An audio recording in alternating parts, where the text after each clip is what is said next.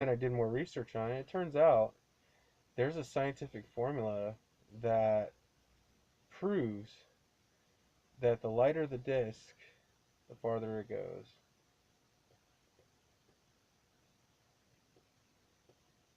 I was like, whoa, that's incredible. How is it that the lighter disc goes farther? It seems like the heavier the disc, the more you can, harder you can throw it in bomber. And that's just the thing. It's like you have to reprogram your brain to freaking play disc golf because it's like it'll take everything you know or you think you know, and for disc golf it's like the opposite. So it's like in disc golf it's like yin and yang. Like it's like soft is hard and hard is soft and long is short and short is long, and it just flips a 180 on conventional knowledge. I mean, it goes against all basic reason and rhyme. It's ridiculous, and that's why I love it. It's because you never know, ever know, what's going to happen to you in a game of disc golf. I mean, it's always interesting, especially if you play with some characters like I do. Oh my god. Wait till you guys see the whole team, the whole Chain Chokers team. You get to meet them. Bunch of crazy old guys, man. They're so cool. They're so cool, dude. There's this one guy, he's like OG chain choker. His name is Vance. He's like pushing 80. He still bombs fairway drives. And he's like the upshot master. And he rules. I don't know if he'll let me film him, but he's a really cool guy. I mean, my whole group, it all started with the pastor of my church, Pastor Greg. He recruited me. He pulled me out of retirement. Okay, I hadn't been playing disc golf in like 8 years or 5 or 8 years or something, and I was just over it. I just hated it. I was always bad at it. And my brother's obviously pro, so I'm like, what's the point? But then he dragged me back into it. He got me playing with him and Vance. It was just the three of us for a while.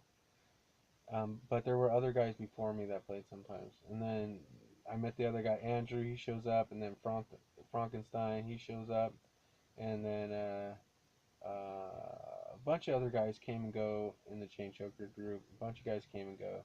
A bunch of guys couldn't handle it because we usually play like the full 27 holes and stuff. We skip 2 holes. We skip 19 and 20 because um, the problem with those holes when we play is there's always a gnarly crosswind going through there. I'm talking like 30, 40, 50 mile an hour crosswind, and it's just stupid. And hole 19, you have to throw over like a gigantic snake field. It's messed up. And only like the top pros can drive it because you got to throw over like a 400-foot field. It's ridiculous. Plus, in a crosswind, it's just stupid. So we usually skip 19 20. So I guess we play 25 holes. Okay. If I did play those holes, you could count on me at least bogeying both of them for sure. So you might want to add, you might want to add 2 strokes to my handicap or whatever. So my thing is, I'm balls deep in this disc golf game, okay, and I'm way past the point of no return now. I've devoted most of my life to this stupid sport. I couldn't quit if I wanted to. I keep trying to quit and it just doesn't work. So, Grandpa always said, if you're going to do something, be the best at it. And now I'm balls deep in this game, disc golf, and there's no point in me playing if I can't be the best at it. So, every time I pick up a disc, I have to be the absolute best in the world at throwing this thing. Okay? And that puts a lot of pressure on me and a lot of stress. And, that makes life very difficult for this little ninja. So, I don't I can't say that there's any. I I can say that there's a chance that one day I could be the best disc golfer in the world, but the odds are against me, and it is highly unlikely because I am completely aware of the best disc golfers in the world, and I follow them and I watch them, and sometimes I bump elbows with them out on the course and stuff, but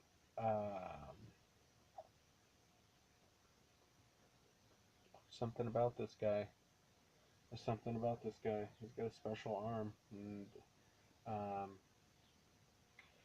I think once I become the best disc golfer in the world, I think I'm gonna go be the best quarterback in the world because I think I'm gonna take Tom Brady's job because I could bomb it farther than he can with better accuracy, and my legs are still in one piece. Knock on wood, thank God. And I think I could take his job, bro. I'm probably stronger than him. He's taller than me. That's the problem. I'm a little short for a quarterback, But and I don't have good vertical. That's another problem. So maybe I should just stick to disc golf. I'm pretty good at it and I like it. I enjoy the exercise and I really like hanging out with friends and just enjoying nature. Just getting out of the ninja cave here and just like I don't know, maybe meeting a chick. I actually have seen a few hot chicks on the disc golf course. And I'm not gonna lie, a couple of them I think were pretty interested in me. I think if I would have had like a better opportunity or more balls, probably more balls, probably would have like went and talked to them and stuff.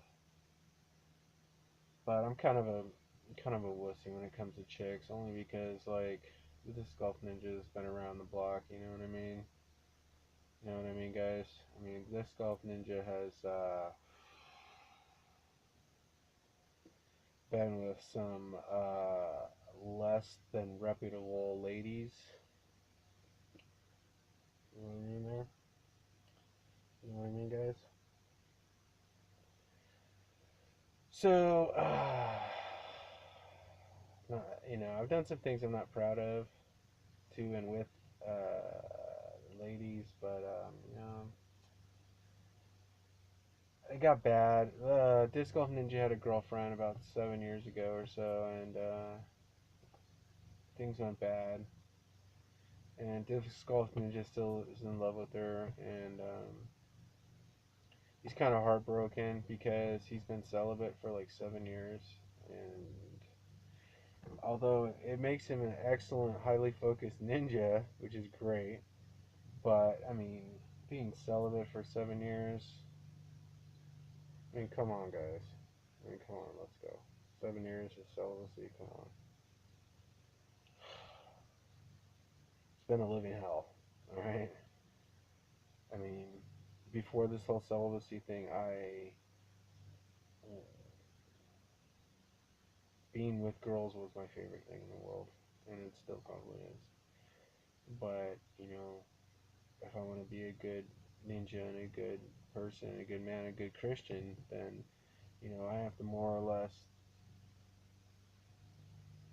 rely on God's teachings and stuff, and, what's in the Bible and stuff. I was impure, man. I still am. I always will be. You know, I've done a lot of impure. I've done a lot of bad things in my life. I've done a lot of sinning stuff. Nothing too serious, but some nasty stuff. I've done some pretty gross stuff and stuff I'm not proud of. You know, but I'm still trying to turn my life around. I'm still trying, guys. The disc golf ninja's still out there fighting evil for you boys and girls. Okay. My niece says I'm a superhero, but I was like, yeah, but maybe, but you can't tell anyone I am because then you can't tell you can't tell everybody who a superhero's true identity is, and then it just falls apart. A superhero has to remain anonymous. So I'm like, guys, come on, just get off my nuts, haters. Dang, just let me live my dang life. I'm not out to hurt anybody. If anything, I'm out to help people. I know I've helped Frankenstein, son of a bitch. Nothing against the French, okay? But I see why nobody likes the French. Okay, they are very annoying people, and they never shut up. Frank talks my head off every freaking day about how much he loves making croissants, and I'm like, dude, you are the stereotypical Frenchman. You know that. You know, I think I hurt the little guy's feelings, dude, because he's a sensitive little French guy. You know, he knows nothing of um, like American or California culture or anything. And me, I'm a California kid, born and raised.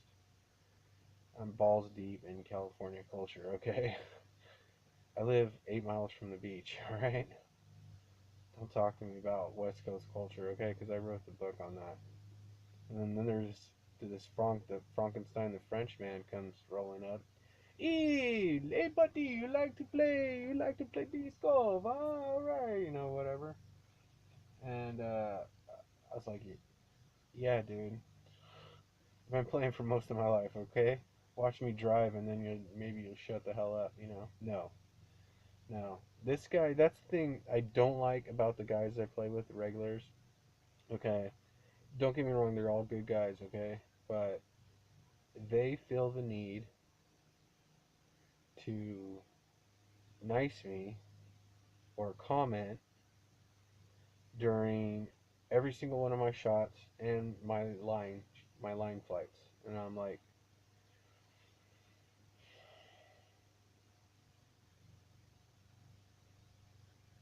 it's stuff like that you know that's jinx. They like to jinx me.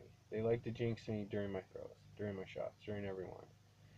And I'm not necessarily a superstitious guy, okay, but I probably, did get 7 years bad luck for breaking a mirror or whatever, but I don't, I try not to believe in that crap. Like I said, I'm more or less a Christian, so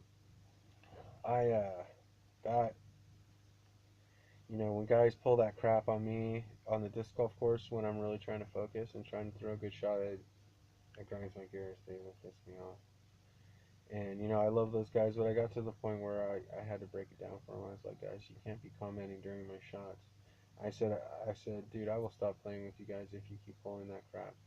They didn't care, and it seemed like the more it bothered me, the more they niced me on every shot, and I just got sick of it. I got burnt out. I stopped playing with those guys for a while, and then I went back, and they were still nice to me, dude. And I was like, these guys will not stop nice to me, and it pissed me off, and it makes me not want to play with those guys. And I basically threatened Frank. I threatened to choke Frank if he would not stop nice to me, and obviously I would annihilate Frank because I'm a ninja and he's a stupid French baker guy. Okay, so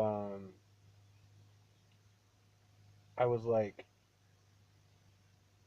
don't nice me anymore, bro, because I won't play with you anymore. I might possibly choke you.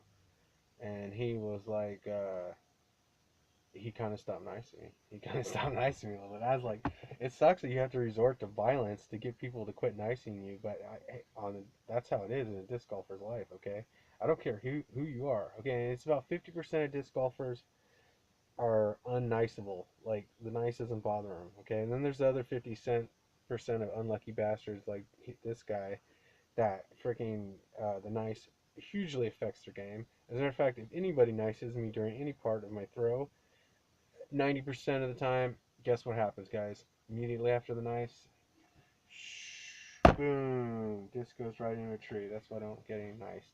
Okay. So, anyways, that's the two-part of my rant vlog. I feel that like every YouTuber deserves a rant vlog. I know some YouTubers do rant vlogs like every single day, which is fine. Okay, some people like watching that crap. So hopefully somebody likes watching this rant vlog. It went in the wrong direction. I just can't stop talking because I actually drank some coffee today, which is a huge mistake. And stay tuned for the next video because I'm going to demonstrate all 10 of my backhand throwing techniques and one of my forehand throwing techniques. So stay tuned for that because it should be awesome. Alright, it should be really, really, really cool.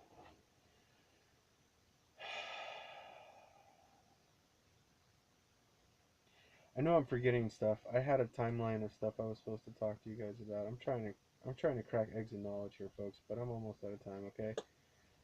This is the Disc Golf Ninja. Just have fun out there on the disc golf course and always do your best. Stay tuned for awesome action videos, and thanks for watching.